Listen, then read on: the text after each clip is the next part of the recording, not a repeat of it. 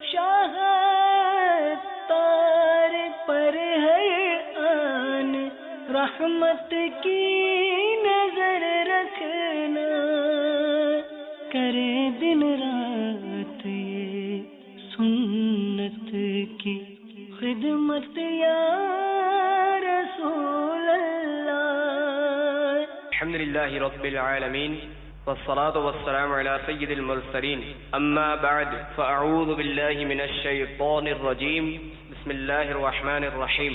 الصلاة والسلام علیک یا رسول اللہ وعلى آلک واصحابک یا حبیب اللہ، الصلاة والسلام علیک یا نبی اللہ وعلى آلک واصحابک یا نور اللہ۔ میٹھے میٹھے اسلامی بھائیوں اور اسلامی بہنوں، الحمدللہ عز وجل خالق کائنات جل جلالہ کی زمین پر عشق رسول صلی اللہ تعالی علیہ وآلہ وسلم کا مدنی جام تقسیم کرنے والے ایسے مرد کامل اب بھی موجود ہیں جو فیشن کی آفت میں گرفتار لوگوں کو پیارے مصطفیٰ صلی اللہ تعالی علیہ وآلہ وسلم کی سنت کریمہ کا اسیر بنانے کے خواہاں ہیں۔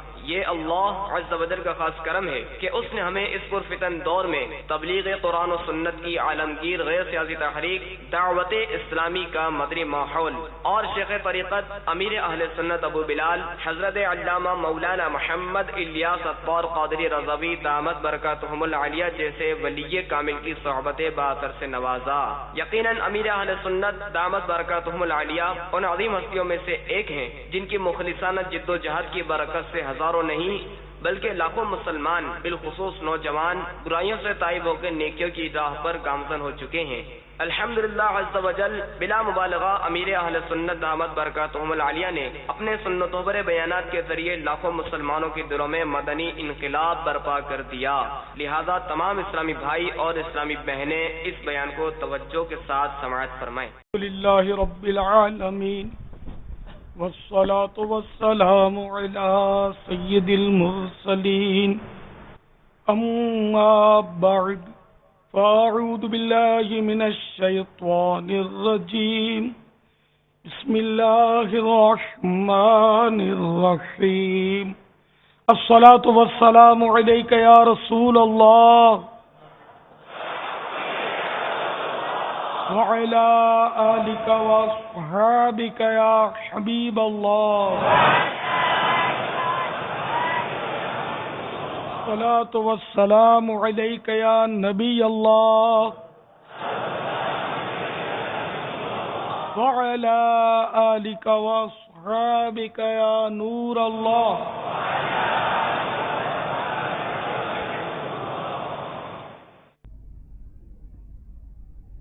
محترم اسلامی بھائیوں،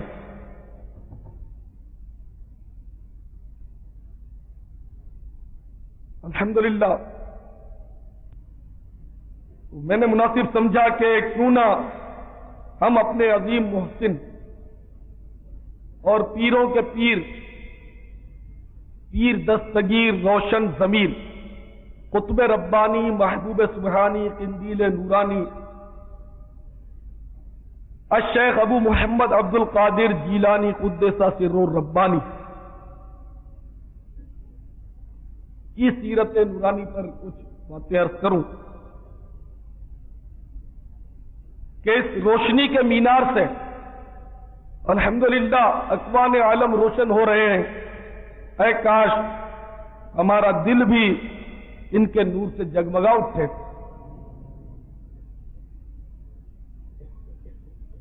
اور اہل عقیدت کو چاہیے کہ جس سے عقیدت رکھتے ہیں اس کی سیرت کو سن کر نہ صرف جھومیں بلکہ اپنے آپ کو بھی اسی راہ نور پر گامزن کرنے کی کوشش کریں کہ جس صراط نور پر چل کر وہ مینارہ نور بنے، ورنہ یہ حقیقت ہے کہ ہم بھی مسلمان ہیں اور سیدنا شیخ عبد القادر جیلانی غوث اعظم رضی اللہ تعالیٰ عنہ بھی مسلمان، لیکن دیکھیے ہماری مسلمانی اور ان کی مسلمانی میں کتنا فرق ہے۔ وہ نبی نہیں تھے، وہ صحابی نہیں تھے، نبوت کا دروازہ بند ہو گیا۔ تو وہ بھی مسلمان، ہم بھی مسلمان، لیکن دونوں کی مسلمانی میں بین فرق ہے کہ آج پوری دنیا میں ان کے ماننے والے موجود ہیں اور ہم اس وقت مطلب دندناتے پھر رہے ہیں اور برابر کی گلی والا ہمیں جانتا بھی نہیں. تو آخر دونوں میں کیا فرق ہے؟ تو میرے محترم اسلامی بھائیوں، ہمارا مرکز عقیدت جو بغداد معلیٰ میں واقع ہے اور جہاں سے آج بھی رشت و ہدایت کے سوتے پھوٹ رہے ہیں اور نور دنیا جہان میں تقسیم ہو رہا، وہ ہمارے شیخ عبد القادر جیلانی رضی اللہ تعالیٰ عنہ، ایک تو ان کے ساتھ اللہ کی خاص عنایت شامل حال تھی کہ پیدائشی ولی تھے. دوسرے یہ کہ ان کی زندگی، پوری کی پوری زندگی اٹھا کر دیکھ لیں، واقعی ایسا ولی آج تک کوئی گزرا نہیں. جس قدر ریاضت شاختہ انہوں نے کی اور جس قدر محنت انہوں نے کی شاید ہی کسی نے کی. اور آپ جانتے ہیں کہ یہ مشہور ہے کہ جتنا گڑ ڈالو اتنا ہی میٹھا ہوتا ہے. تو جو اللہ کی راہ میں جتنی زیادہ محنت کرتا ہے اتنا ہی اس کو بلند مقام عطا ہوتا ہے. تو ولیوں کے شہنشاہ سیدنا غوث اعظم رضی اللہ تعالیٰ عنہ کی ریاضت کا یہ حال تھا کہ 25 سال تک آپ نے صحرا نوردی کی. تن پر کوئی اعلیٰ کپڑے نہیں ہوتے تھے، پاؤں میں عموماً جوتے نہیں ہوتے تھے اور کانٹوں پر پھرتے رہتے تھے. گھاس اور سبز پتے وغیرہ درختوں سے توڑ کر آپ عموماً کھایا کرتے. 40 دن تک آپ نے فاقے کیے، مسلسل 40 دن تک کچھ بھی نہیں کھائے. کئی روز ایسے گزر جاتے تھے کہ پانی کا قطرہ حلق سے نیچے نہیں ہوتا تھا. اور خودداری کا عالم اتنا زبردست کہ پھر بھی کسی کے آگے ہاتھ نہیں پھیلاتے. اور نفس کو اس قدر سرزنش کرتے، اتنی سزا دیتے، یعنی کہ نفس کی مخالفت کرنا یہ آپ کا ایک مطلب یعنی کہ خاص مشیوا تھا. حتیٰ کہ ایک بار آپ سیڑھی پر چڑھ رہے تھے کہ نفس نے کہا، انہیں دل میں خیال آیا کہ آج رات ٹھیک ہے عبادت کر لیں گے لیکن پہلے تھوڑی دیر سو لیتے. اور بزرگوں کے ہاں یہ عجیب نظام ہوتا ہے کہ تقلیل کلام، تقلیل طعام، تقلیل منام، کم بات کرنا، کم کھانا اور کم سونا. لیکن حضرت شیخ عبد القادر جیلانی رضی اللہ تعالیٰ عنہ اس معاملے میں بہت زیادہ سخت ہیں. تو دل میں خیال آیا کہ تھوڑا سو لیتے ہیں، کیونکہ ان کے جو ایام گزرے ریاضتوں کے، ان میں بعض اوقات آپ اپنے آپ کو ایک کیل گاڑ کر باندھ رکھتے تھے. بیٹھے بیٹھے وظیفہ پڑھ رہے ہیں اور اگر نیند کا غلبہ ہو تو کیل بندھی ہوا، بدن بندھا ہوا ہے کیل کے ساتھ، تو لیٹ نہیں سکتے. تو جیسے ہی جھونکا ہے تو وہ رسی کا جھٹکا لگے اور پھر وہ جاگ کر بیٹھ گیا. اس طرح مطلب اپنے اوپر کنٹرول کرتے تھے. تو نفس نے کہا کہ آج ذرا سو لیتے ہیں. تو فوراً آپ نے اپنے نفس کو ڈانٹا کہ اچھا تو ابھی سے سونے کی بات کرتا ہے. یہ فرما کر ایک ٹانگ پر کھڑے ہوئے، ایک ٹانگ پر، اور ایک ٹانگ پر کھڑے کھڑے راتوں رات پورا قرآن ختم کیا. اور ایک ہم غوث پاک کے ماننے والے کہ پنکھے چل رہے ہیں، بہترین مطلب ٹھنڈی آب و ہوا ہے، موسم بھی مدنی ہے، قرآن کھول کر بھی نہیں دیکھ سکتے. ایک ہمارے مرکز عقیدت کی شان ہے کہ ایک ٹانگ پر کھڑے ہو کر قرآن ختم کر دیا. ایسا ولی شاید ہی کوئی گزرا.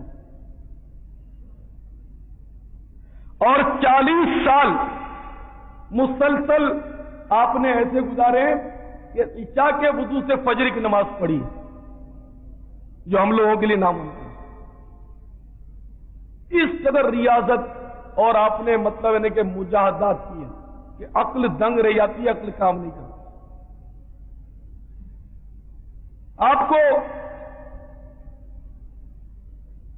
کسی شخص نے یہ پوچھا کہ آپ کی ترقی کا راز کیا ہے، اور آپ کا سلسلہ یہ کیسے شروع ہوا؟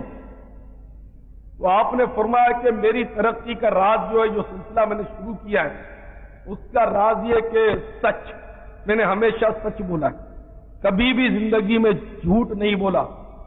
اے غوث پاک کے ماننے والوں، جس کی نسبت سے نیاز کھاتے ہو، غور کرو کہ جس کی نیاز تم کر رہے ہو، اس نے زندگی میں کبھی جھوٹ نہیں بولا، اور تمہاری ساری آمدنی جھوٹ کی ہوتی ہے، تو پھر یہ کہ عقیدت تمہاری کس ٹائپ کی ہے؟ نعوذ باللہ، میں نیاز کا منکر نہیں، میں خود نیاز کرتا ہوں الحمدللہ، اور بالکل یعنی کہ یہ ہمارے لیے سعادت ہے، اور نیاز جو بزرگوں سے نسبت رکھتی ہے اس میں شفا ہے۔ لیکن یہ تو میں کہوں گا نا کہ مال حلال سے ہو، جبھی شفا ہوگی ظاہر۔ تو آپ فرماتے ہیں کہ میں نے ہمیشہ سچ بولا ہے۔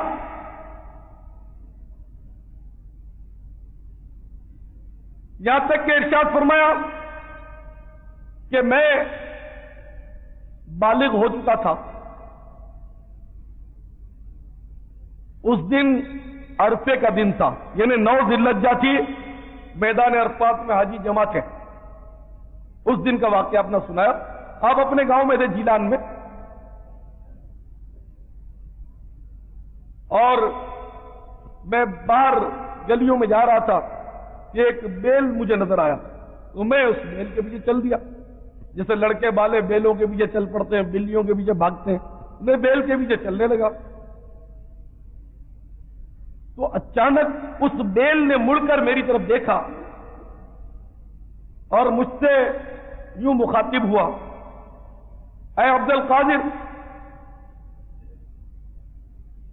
تو اس واسطے پیدا نہیں کیا گیا، نہ تجھے اس کا حکم دیا گیا، یعنی کھیلنے اور فضولیات کے لیے تو پیدا نہیں ہوا، نہ تجھے اس کا حکم ہوا ہے۔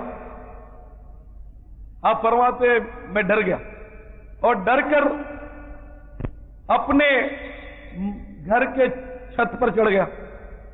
جب مکان کی چھت پر میں چڑھا اور میں نے باہر دیکھا تو سارے پردے اٹھ چکے تھے، اور میری نگاہوں کے سامنے میدان عرفات تھا، اور اس میں لاکھوں حاجی جمع تھے۔ اس پر میرے دل پر بہت اثر ہوا، اور میں اپنی ماں کے پاس حاضر ہوا، اور ماں سے میں نے درخواست کی کہ اے ماں، تو مجھے اپنا حق معاف کر دے، مجھے آزاد کر دے، میرا جی چاہتا ہے کہ میں بغداد میں جا کر علم دین حاصل کروں۔ اے کاش غوث پاک کے ماننے والی وہ ماں غور کرے جو اپنے بچے کو دعوت اسلامی کے اجتماعی سے روک لیتی ہے، کہ جس غوث پاک کو آپ مانتے ہیں وہ غوث پاک اپنی ماں کو کہتے ہیں کہ میرے حق معاف کر دے اور مجھے اللہ کی راہ میں چھوڑ دے، میں علم دین حاصل کرنا چاہتا ہوں۔ وہ ماں ولیہ تھی، آج کل کی ماں نہیں تھی کہ گھر میں ٹی وی بھی رکھا ہے، وی سی آر بھی رکھی ہے اور دنگ دستی کے لیے رو بھی رہی ہے، وہ ایسی ماں نہیں تھی، وہ ولیہ تھی۔ اس نے ماں نے سبب پوچھا کہ بیٹا کیا بات ہے؟ اس نے کہا کہ ماں، میرا جی چاہتا ہے میں علم دین حاصل کروں اور بزرگوں کی، نیک لوگوں کی زیارتیں کروں، کیونکہ ابھی میں نے یہ کچھ دیکھا، بیل والا اور عرفات والا واقعہ میں نے سنایا۔ اس کو سن کر وہ ماں جو تھی، جس کے سینے میں واقعی ایک ماں کا دل دھڑک رہا تھا، وہ رو پڑی۔ لیکن ماں اپنے لگتے جگر کو کیسے جدا کرے؟ وہ رو پڑی، اور رو کر اس نے مجھے تحصیل علم کی اجازت مرحمت فرما دی، اپنے حق معاف کر دیے، اور میرے والد محترم رحمت اللہ علیہ نے جو 80 دینار 80 سونے کی اشرفیاں ترکے میں چھوڑی تھی، ان میں سے 40 دینار میرے بھائی کے لیے رکھے، 40 دینار میری بجلی کے اندر اس نے سی دیے، اور مجھ سے عہد لیا کہ ہمیشہ سچ بولنا۔ میں نے کہا ماں میں کبھی جھوٹ نہیں بولوں گا، ہمیشہ سچ بولوں گا۔ اور ماں نے رو رو کر رخصت کیا کہ بیٹا اب تو قیامت کے دن میں تیرا چہرہ دیکھ سکوں گی، تو جا، اللہ تیرا نگہبان۔ ماں نے اللہ کے سپرد کر دیا، وہ ماں کیسی ماں تھی۔ ادھر بغداد شریف جانے والے قافلے کے ساتھ ہمارے پیر و مرشد غوث اعظم رضی اللہ تعالیٰ عنہ شامل ہو گئے۔ قافلہ جب ہمدان سے آگے نکلا اور ایک ویرانے سے گزر رہا تھا تو 60 ڈاکوؤں کے گروہ نے، ڈاکوؤں کی جماعت نے حملہ کر دیا اور سب کو لوٹ لیا۔ اور یہ بالکل سادہ سے بولے بھالے سے تھے، ان کو کسی نے لوٹا نہیں، البتہ ایک ڈاکو نے پوچھ لیا کہ نوجوان تیرے پاس بھی کچھ ہے؟ فرمایا کہ کیوں نہیں، میرے پاس تو 40 سونے کی اشرفیاں ہیں۔ اور ڈاکو سمجھا کہ یار لوگ مطلب ایک ایک انہیں درہم چھپاتے، ہم 40 سونے کی اشرفیاں اور اس کے پاس کیسے ہو سکتی؟ یہ ایسے ہی مطلب ہے کہ مذاق میں کہہ رہا ہوں، کچھ چلا گیا۔ دوسرا ڈاکو گزرا ہوگا، تب سے یہ لوگ تلاشیاں لے رہے تھے، اس نے پوچھا کہ اے لڑکے تیرے پاس بھی کچھ ہے؟ وہی بھول پن سے سادگی کے ساتھ جواب دیا کہ کیوں نہیں، میرے پاس تو 40 سونے کی دینار ہے۔ وہ بھی سمجھا کہ ایسے ہی بولتا ہے، ہم سے تو لوگ چھپاتے۔ خیر پھر یہ سب ڈاکو ایک پہاڑی پر جمع ہوئے، مال تقسیم کرنا شروع کیا۔ سردار نے پوچھا کہ اب کسی کے پاس کچھ باقی تو نہیں رہ گیا؟ سب نے کہا کہ اب کسی کے پاس نہیں۔ تو ایک نے بولا کہ ایک لڑکا تھا، اس نے کہا کہ میرے پاس 40 سونے کی اشرفیاں ہیں۔ تو میں سمجھا وہ مذاق کر رہا ہوگا۔ تو دوسرے نے کہا اچھا، یہی جواب مجھے بھی اسی ہوتی ہے کہ لڑکے نے دیا ہے۔ پھر ڈاکو کے سردار کو تجسس ہوا کہ اس کو پکڑ کے لاؤ میرے پاس، پوچھتے ہیں کہ کیا معاملہ۔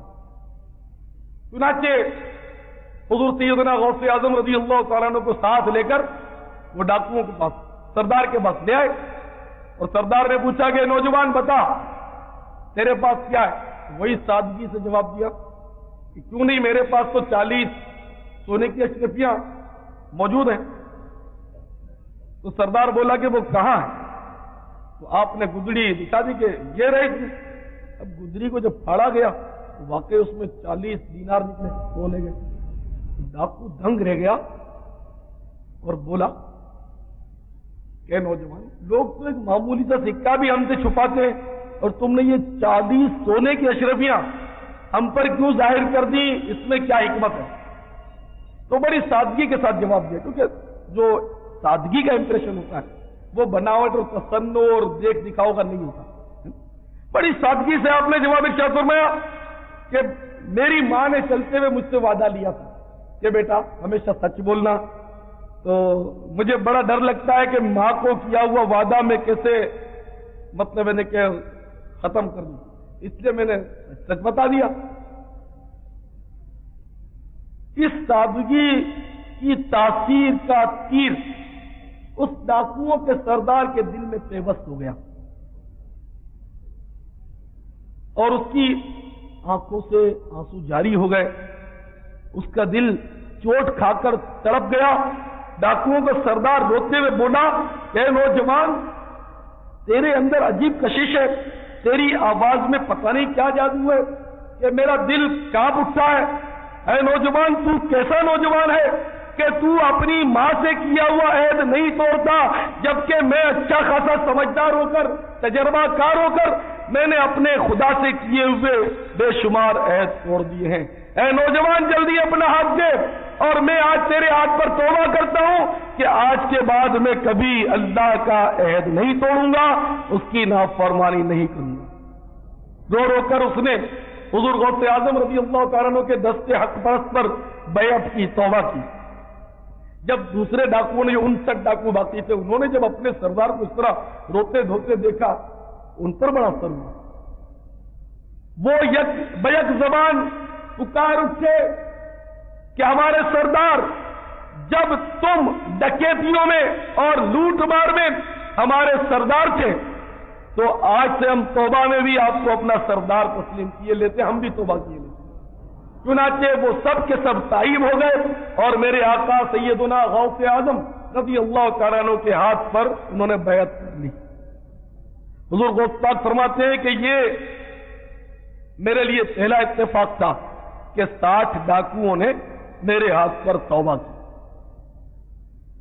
میرے پیارے اسلامی بھائیوں، آپ نے دیکھا بھول پن میں، سادگی میں اور سچائی میں کتنا اثر ہے۔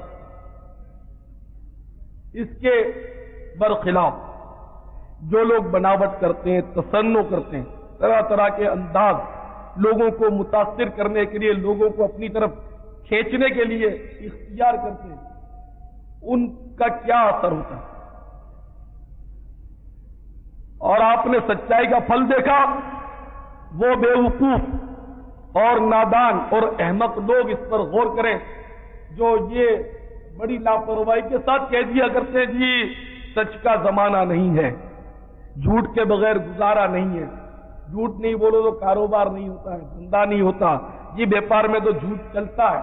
وہ سب کے سب غوث پاک سے اگر عقیدت رکھتے ہیں تو اس عقیدت کے آئینے میں اپنے زنگ آلود دل کو ملاحظہ کرے کہ ان کا دل کس قدر زنگ آلود اور سیاہ ہے کہ ایک طرف حضور سیدنا غوث اعظم رضی اللہ تعالیٰ عنہ کی عقیدت اور محبت کا دم بھرتے ہیں اور دوسری طرف رات دن جھوٹ بولتے ہیں۔ انہیں قطعی احساس، یعنی شیطان نے ان کے ذہن میں یہ بات بٹھا رکھی ہے کہ جھوٹ کے بغیر گزارا نہیں۔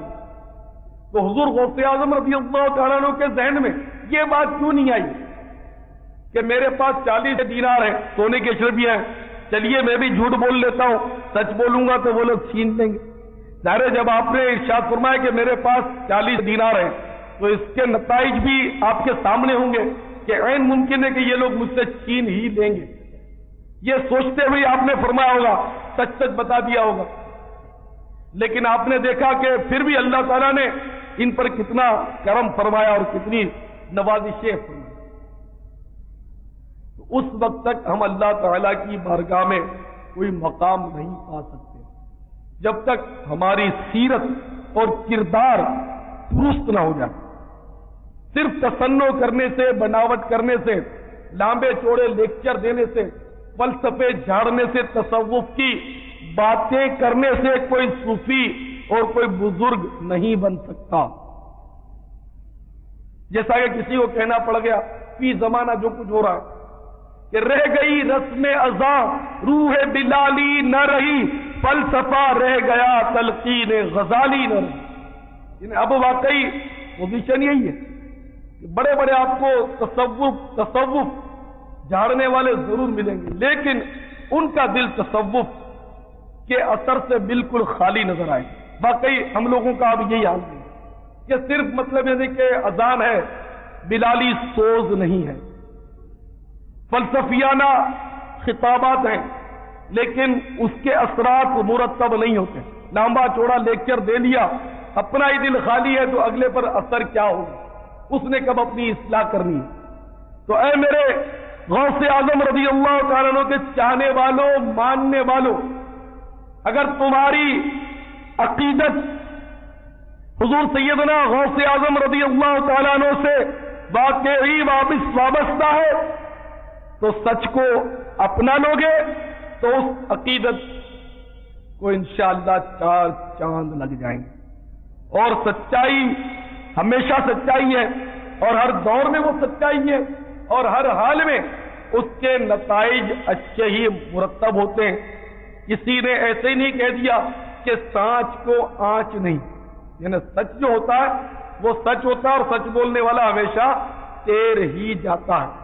لیکن بدقسمتی سے ہم لوگ آج جھوٹ کا بہت زیادہ سہارا لیتے ہیں اور ہم اپنی نت نئی مجبوریاں آگے کرتے ہیں،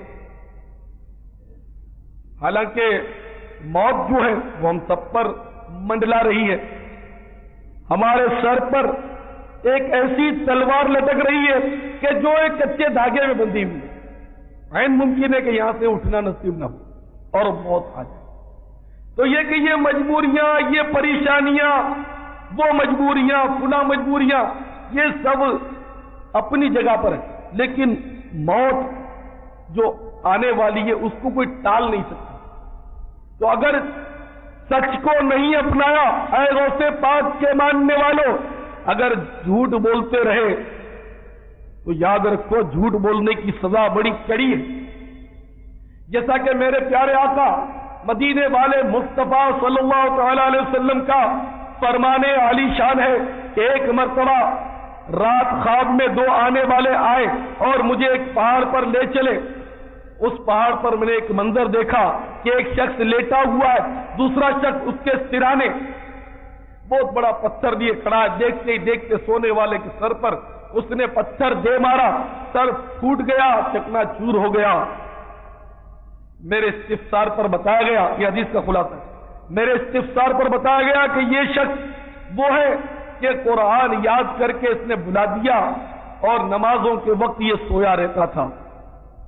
اے غوث پاک کے ماننے والوں، تمہارے پیر و مرشد میرے آقا مولا سیدنا غوث اعظم رضی اللہ تعالیٰ عنہ نے 40 سال عشاء کے وضو سے فجر کی نماز پڑھی، اور اے غوث پاک کے چاہنے والوں، ہم رات کو گھوڑے بیچ کر سوئے تب بھی فجر ہم سے نہیں پڑھی جاتی۔ اگر یہی حال رہا کہ نمازیں ہم نے نیند میں قضا کرتے رہے اور اس کے لیے کوئی کوشش نہ کی، تو پھر ذرا تصور کرو کہ ہو سکتا ہے کہ آج رات ہم میں سے کسی کی موت واقع ہو جائے، اور جیسے ہی موت واقع ہوگی یہ برزخ کا عذاب شروع ہو جائے گا، اور قیامت تک وزنی پتھر سے وہ سر کچلا جاتا رہے گا، بار بار وہ سر درست ہوتا چلا جائے گا، بار بار کچلا جاتا رہے گا۔ نرم نرم تکیا اور یہ ٹھنڈے ٹھنڈے پنکھے، ایئر کنڈیشنڈ روم اور اسلحہ یا باڈی گارڈ اللہ کے قہر و غضب سے کسی کو نہیں بچا سکیں گے۔ اور ایک مزید منظر بھی دیکھا، متعدد مناظر دیکھے، ایک مزید منظر یہ بھی دیکھا کہ ایک شخص لیٹا ہوا ہے، اس کے سرانے دوسرا شخص سنسی لیے ہے، چمٹا یا پلاس ٹائپ کا کوئی اوزار لیے کھڑا ہے۔ دیکھتے ہی دیکھتے اس نے وہ چمٹا اس کے باچ کے اندر، یعنی منہ کے اندر اس طرح داخل کیا کہ ایک حصہ منہ کے اندر، ایک حصہ باچ نے گال پر، اور اس طرح اس کو پکڑ کے اس نے گال پورا چیر دیا اور چیرتا ہوا گدی تک لے گیا، گردن کے پچھلے حصے تک۔ معمولی کبھی لڑائی ہوئی ہوگی، آپ کو کسی نے ناخن مار دیے ہوں گے، خراش آ گئی ہوگی چہرے پر، کتنی جلن ہوتی تھی، کتنے دن تک جلن ہوئی تھی، کسی نے مکہ مار دیا تھا، منہ سوج گیا تھا، کیسی تکلیف ہوئی تھی۔ تو اس نے تو پورا چیر پھاڑ دیا، پھر ناک کے نتنے میں گھونپ دیا اور ناک کو چیرتا ہوا اسی طرح گردن کے پچھلے حصے کی طرف، سر کی طرف، سر کے پچھلے حصے کی طرف، گدی کی طرف لے گیا، آنکھ میں گھونپ دیا، آنکھ کو چیرتا ہوا پھاڑتا ہوا گدی تک تینوں حصے پھاڑ دیے۔ پھر بائیں طرف آ گیا اور اسی طرح تینوں جگہ اس نے چیری۔ پھر دائیں طرف جب آیا تو وہ زخم درست ہو چکے تھے، پھر اس نے پھاڑنا شروع کیا۔ تو یہ چیر پھاڑ جاری تھی۔ آپ کے استفسار پر کیا گیا کہ یہ وہ شخص ہے جو دنیا میں جھوٹ بولا کرتا۔ اے غوث پاک کے ماننے والوں، ہمارے آقا حضور غوث پاک رضی اللہ تعالیٰ عنہ ہمیشہ سچ بولا کرتے تھے، اور اے عقیدت مندان غوث اعظم، تم ہمیشہ جھوٹ بولا کرتے، تو جھوٹ کی بھیانک سزا آپ نے سنی۔ ہمارے آقا سیدنا غوث اعظم رضی اللہ تعالیٰ عنہ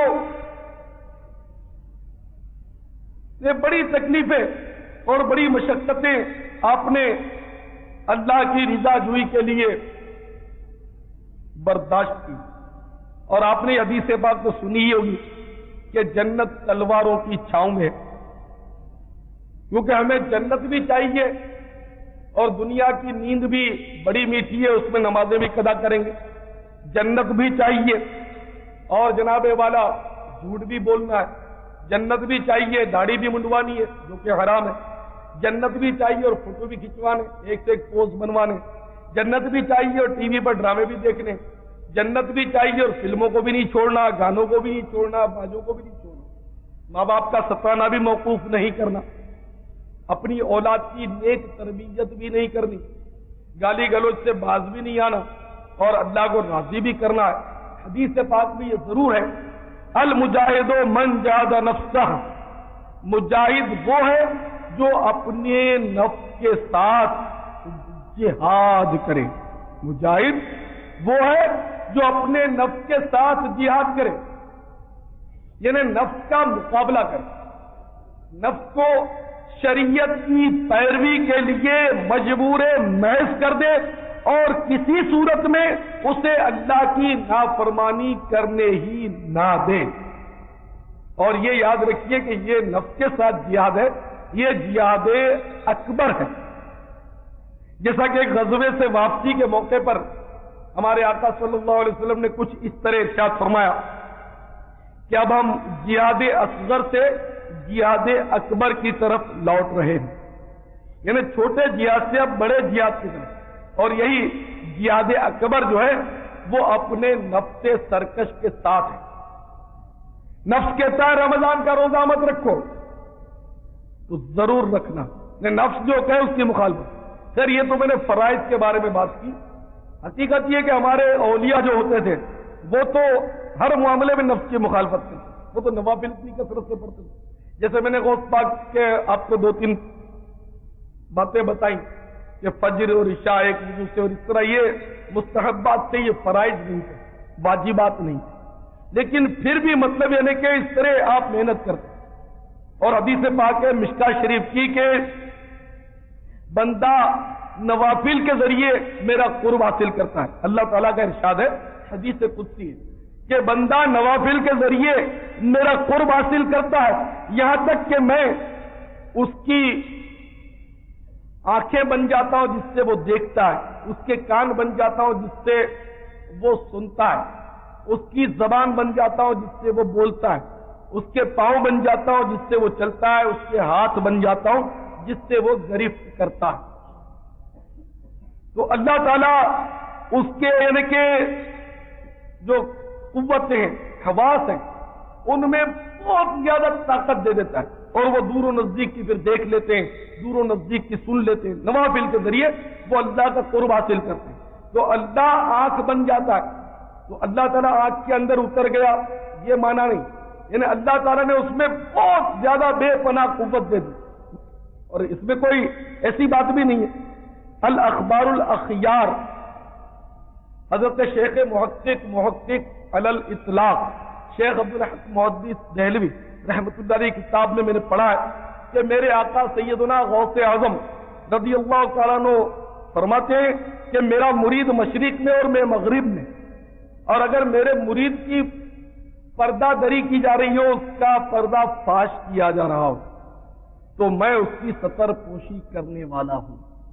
یعنی کوئی ہزاروں لاکھوں میل بھی دور ہو اور اس کا پردہ فاش کیا جا رہا ہو، میرا مرید ہو، تو میں چاہوں تو اس کا پردہ رکھ سکتا ہوں۔ اور بالکل واضح طور پر ان کا ارشاد موجود ہے کہ میں قیامت تک کے لیے اپنے مریدوں کی دستگیری کرنے والا ہوں۔ الاخبار الاخیار میں نے خود پڑھا ہے کہ میں قیامت تک کے لیے اپنے مریدوں کی دستگیری کرنے والا ہوں۔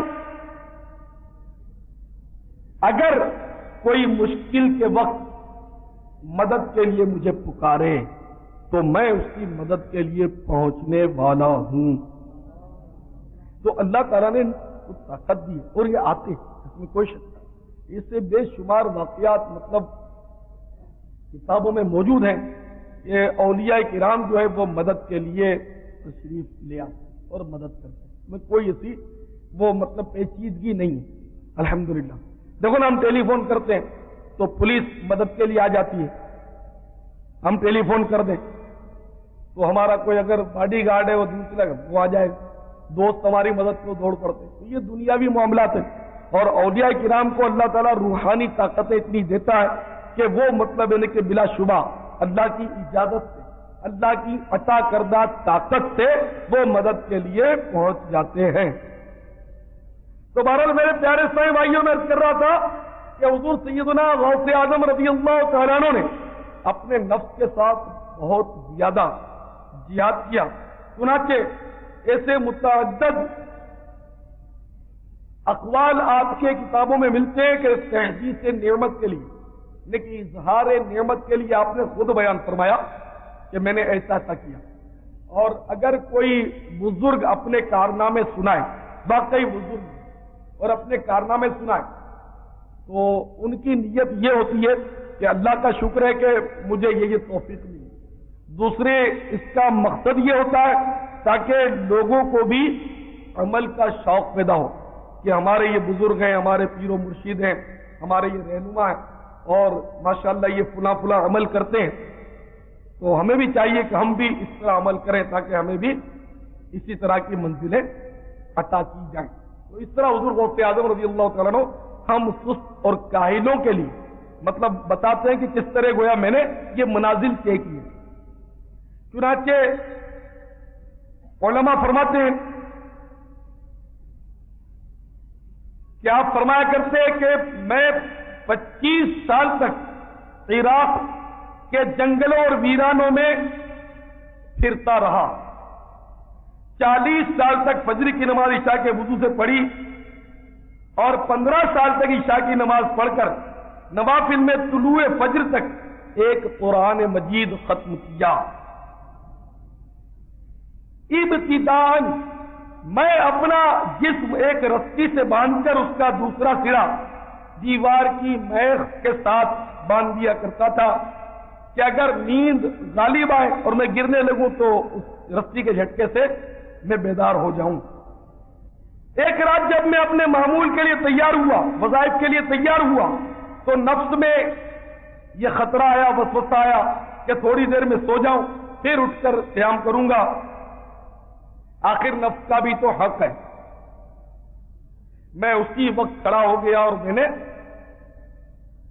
رات میں ایک ٹانگ پر کھڑے ہو کر پورا قرآن مجید ختم کیا. اور آپ نے ارشاد فرمایا کہ میں نے 3 روز تک کسی چیز کے کھائے پیے بغیر فاقہ کیا ہے. اور اسی طرح میں بتدریج ترقی کرتا تھا. شروع میں 3 دن تک پہنچا، پھر بڑھتے بڑھتے میں نے ترقی کی، یہاں تک کہ 40 روز تک کا میں نے فاقہ کیا.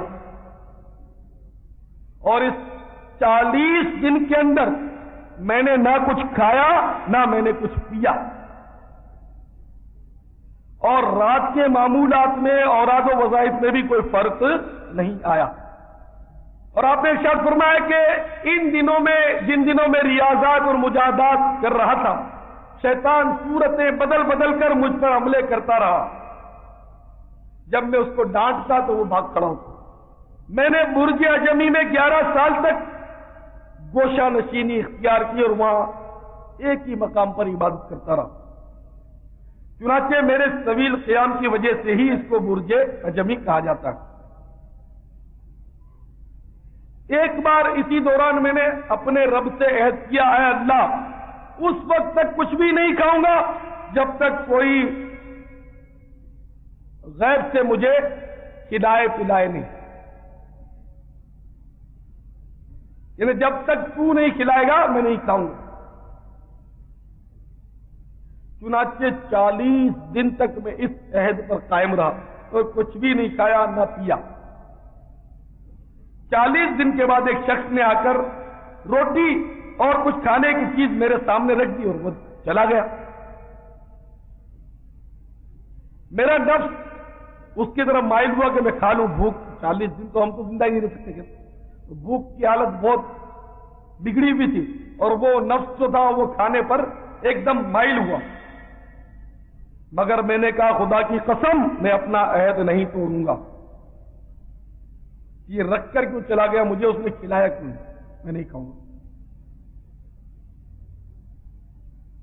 اتنے میں ایک اور مطلب شخص آیا سامنے، اس نے چلا کر کہا کہ عبد القادر، یہ کیا سوچ رہے ہو تم، یعنی تمہارا نفس کیوں کھانے پر مائل ہو رہا ہے؟ اس پر تنبیہ کرنے کو آیا. تو آپ نے فرمایا کہ یہ محض میرے نفس کا تقاضا ہے کہ کھا لے، مگر میری روح الحمدللہ مطمئن ہے اور وہ اللہ تعالیٰ کی طرف لگی ہوئی ہے. میں نفس اپنے عہد کو نہیں توڑوں گا. یہ رکھ کر چلا گیا، اس سے میں نہیں کھاؤں گا. کھلایا کیوں؟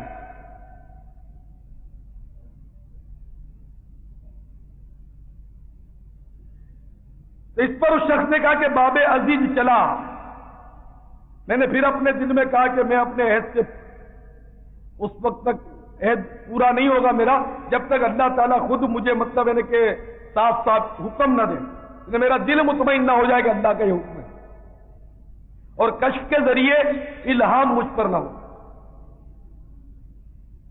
اسی دوران حضرت سیدنا خضر علیہ السلام تشریف لے آئے اور فرمایا کہ اٹھو اور حضرت ابو سعید رحمت اللہ علیہ کے پاس چلو. تو میں حضرت خضر علیہ السلام کے ساتھ چل دیا. جب وہاں پہنچا تو میں نے دیکھا کہ وہ دروازے پر میرا انتظار فرما رہے تھے. مجھے دیکھتے ہی فرمایا عبد القادر تم کو میرا کہنا کافی نہ ہوا, میں نے تمہیں بلایا تھا, آخر اب حضرت خضر علیہ السلام نے تمہیں یہاں پہنچایا. خیر کوئی بات نہیں, اندر آؤ.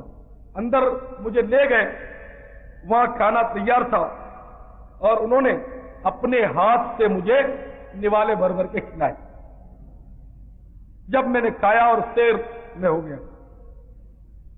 پھر حضرت ابو سعید رحمت اللہ علیہ نے مجھے خرقہ خلافت عطا کیا اور سند اجازت مرحمت فرمائی. اس کے بعد بھی میں نے اپنا وہی شغل جاری رکھا اور خرقہ درویشی کے موافق اپنے اشغال و اوراد میں مشغول رہا. تو اس طرح میرے آقا سیدنا غوث اعظم رضی اللہ تعالیٰ نے بڑے مجاہدے اور بڑی ریاضتیں کی اور بہت ہی آپ نے اپنے نفس پر شدت کے ساتھ کنٹرول کیا اور اس قدر احتیاط فرماتے تھے, شبے سے تو اس قدر احتیاط فرماتے تھے ہم تو سوچ بھی نہیں سکتے. چنانچہ فرماتے کہ میں نہر کے کنارے کی کانٹے دار گھاس اور پتیوں سے گزارا کرتا تھا, وہی کھا لیا کرتا تھا.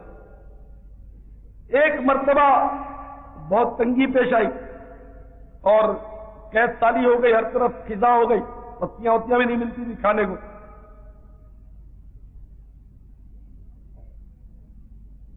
اور بھوک سے میں نڈال ہو گیا اور کچھ پتیاں ہوتی بھی تھی تو چونکہ دوسرے فقراء بھی میری طرح وہ انہی مقامات پر پھرتے رہتے تھے پتیاں تلاش کر کے, وہ بھی کھاتے تھے, تو اس لیے میں ایثار کر دیتا تھا کہ میں کھا جاؤں گا تو میرا اور کوئی بھائی رہ جائے گا, تو اس لیے میں قصدن نہیں کھاتا تھا کہ یہ لوگ کھا لیا کریں.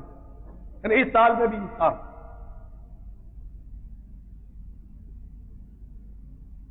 فرماتے ہیں کہ جب میں کوئی پڑی ہوئی چیز یا جنگل کی کوئی گھاس یا پتی کھانے کے ارادے سے اٹھانا چاہتا تو دیکھتا کہ دوسرے فقراء اور مساکین بھی اسی کی تلاش میں اسی کی طرف نظر ڈالے ہوئے, تو میں غیرت اور شرم کی وجہ سے وہ چیز چھوڑ دیتا, ان کو اٹھانے دیتا اور میں بھوکا رہتا.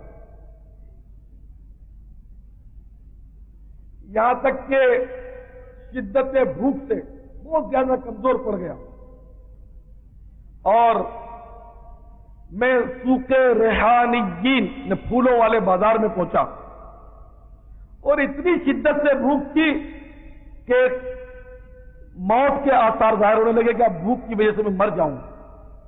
اتنے میں کیا دیکھتا ہوں کہ ایک اجمی نوجوان, اجمی ایرانی کو بھی کہتے ہیں اور غیر عرب جو بھی ہم لوگ سب اجمی کہلاتے ہیں, عربی کے مقابلے میں سارے غیر عرب ہیں وہ اجمی کہلاتے ہیں. ایک اجمی جوان آیا اور اس کے پاس تازہ روٹیاں اور بنا ہوا گوشت تھا, وہ بیٹھ کر ان کو کھانے لگا. اس کو دیکھ کر میرا تو بڑا عجیب حال ہوا اور اس قدر بھوک کی شدت تھی کہ وہ نوجوان نوالا اپنے منہ میں ڈالتا اور میں چاہتا کہ میرا منہ کھل جائے اور وہ نوالا میرے منہ میں چلا جائے. اس طرح مطلب دیکھے وہ بھوک ستا رہی تھی اور قریب المرگ تھا. آخر میں نے اپنے نفس کو ڈانٹا اور اپنے دل میں کہا کہ اتنی بے صبری کیوں کرتے ہو؟ اللہ تعالیٰ کو سب حالات معلوم ہے, وہ بہتر جانتا ہے جو کچھ ہونے والا ہے. اگر موت ہی منظور ہے تو اس کی رضا پر راضی رہنا چاہیے. اور یہ ٹھان لیا کہ میں اب کھانے کی خواہش بھی نہیں کروں گا.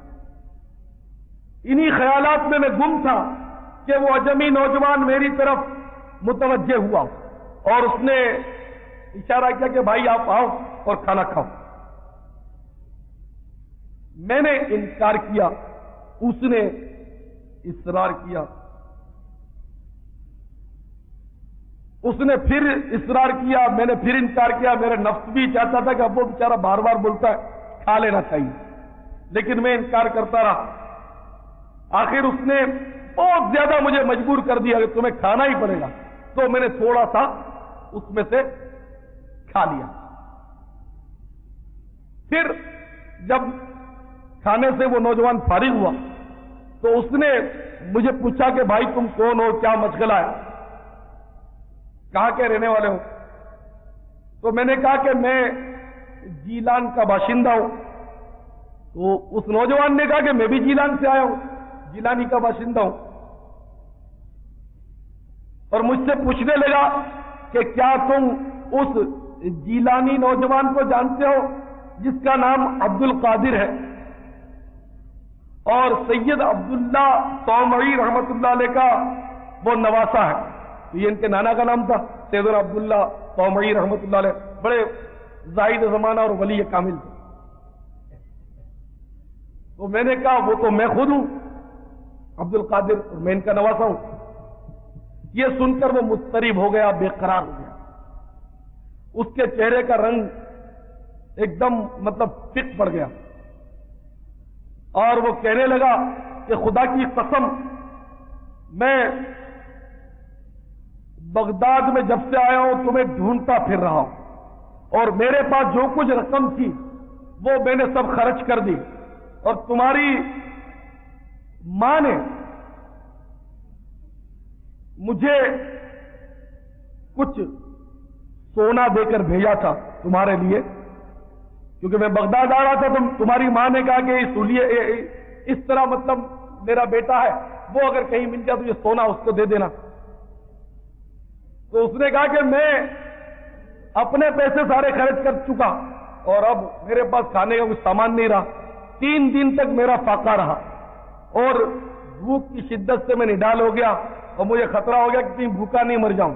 تو مجھے معاف کر دیں کہ پھر وہ جو آپ کی امانت میرے پاس رکھی تھی نا، اس میں سے میں نے کھانا خریدا اور وہی کھانا میں کھا رہا تھا اور اسی میں سے آپ کو میں نے کھلایا. دراصل وہ آپ ہی کا مال تھا.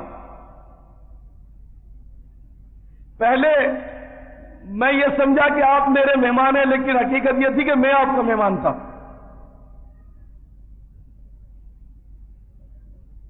اور میں نے مجبوری میں کھایا تھا اور میں آپ سے معافی کا طلبگار ہوں. یہ سن کر آپ فرماتے ہیں مجھے بڑی مسرت ہوئی کہ چلو میں نے کھایا بھی تو کسی غیر کا نہیں کھایا، اپنی ماں کا بھیجا ہوا کھایا تھا. اور جو کچھ کھانا بچ گیا تھا میں نے اسی کے حوالے کر دیا اور اس کو جو سونا اس نے دیا اس میں سے بھی تھوڑا بہت میں نے اس کو دے دیا اور خوش کر کے اس کو رخصت کیا. خیر آپ نے یہ نہیں کہ پھر وہ بھی بہت جلدی بانٹ کے ختم کر دیا. حضرت علامہ ابن نجار رحمت اللہ علیہ فرماتے ہیں کہ مجھے شیخ جبائی رحمت اللہ علیہ نے کہا کہ ایک مرتبہ سیدنا شیخ عبد القادر جیلانی قدس سرہ ربانی نے مجھ سے فرمایا کہ میں نے اللہ تعالی کے عائد کردہ فرائض کے بعد تمام نیک کاموں میں جب غور کیا کہ کون سی نیکی افضل ہے تو مجھے محتاجوں اور مہمانوں کو کھانا کھلانے میں اور لوگوں کے ساتھ خوش اخلاقی سے پیش آنے میں سب سے زیادہ ثواب نظر آیا. یہ بہت غور کی بات ہے. تو اب مجھے یہی پسند ہے کہ اگر دنیا کی ساری دولت بھی میرے ہاتھ میں آ جائے تو میں اس ساری دولت کو بھوکوں کو کھلا دوں اور محتاجوں پر خیرات کر دوں. آپ ارشاد فرماتے ہیں کہ میرے ہاتھ میں روپیہ نہیں ٹھہرتا آج کل اگر کسی غوث پاک کے ماننے والے کے ہاتھ میں روپیہ نہ ٹھہرے نا تو تعویذ دینے میرے پاس آتے ہیں کہ پیسہ ٹھہرتا نہیں ہے، برکت نہیں ہے۔ تو دیکھو جس غوث پاک کو تم مانتے وہ کیا فرماتے ہیں؟ ہاں فرماتے ہیں کہ میرے پاس روپیہ پیسہ نہیں ٹھہرتا، اگر 1000 اشرفیاں 1000 سونے کی اشرفیاں بھی مجھے مل جائے تو شام سے پہلے پہلے ان 1000 اشرفیوں کو غریبوں پر خرچ کر دوں۔ تو مال کے متوالو، اگر غوث اعظم کا متوالا بننا ہے تو دنیا کی محبت اور غوث پاک کی عقیدت یکجا نہیں ہو سکتی۔ صرف غوث پاک کی نیاز کھانے سے گزارا مشکل ہے، اگر صرف نیازی رہے تو ہو سکتا ہے کہ بات کوئی گڑبڑ ہو جائے، تو نیازی کے ساتھ ساتھ آپ کو نمازی بھی بننا پڑے گا۔ یہ ہمیشہ میں کہتا ہوں کہ ہم دعوت اسلامی والے نیاز کے بھی قائل ہیں اور نماز کے بھی قائل ہیں۔ یعنی کوئی یہ نہیں کہتے کہ یہ صرف جناب وہ غوث پاک کی نیاز کرتے صرف 11ویں کرتے ہیں، تو میں کیا کرتا ہوں کہ ہم لوگ جناب نیازی بھی ہیں اور نمازی بھی ہیں۔ تو نیاز اپنی جگہ پر امر مستحب ضرور ہے، مگر نماز جو ہے میرے پیارے اسلامی بھائیوں ہم سب مسلمانوں پر عاقل بالغ پر فرض اور فرض اولین ہے، تو نماز کسی صورت سے بھی ہمیں نہیں چھوڑنی چاہیے۔ اور غوث پاک کی عقیدت اور محبت کا تقاضا بھی یہی ہے کہ غوث پاک نے جب ساری راتیں نفل ادا کی ہے تو ہم کم از کم فرض کو ادا کر لیں، بلکہ ہونا یہ چاہیے کہ جب جب موقع ملے نفل بھی ادا ہو جائے۔ شاہ تار پر ہے آن رحمت کی نظر رکھنا، کرے دن رات یہ سنت کی خدمت یا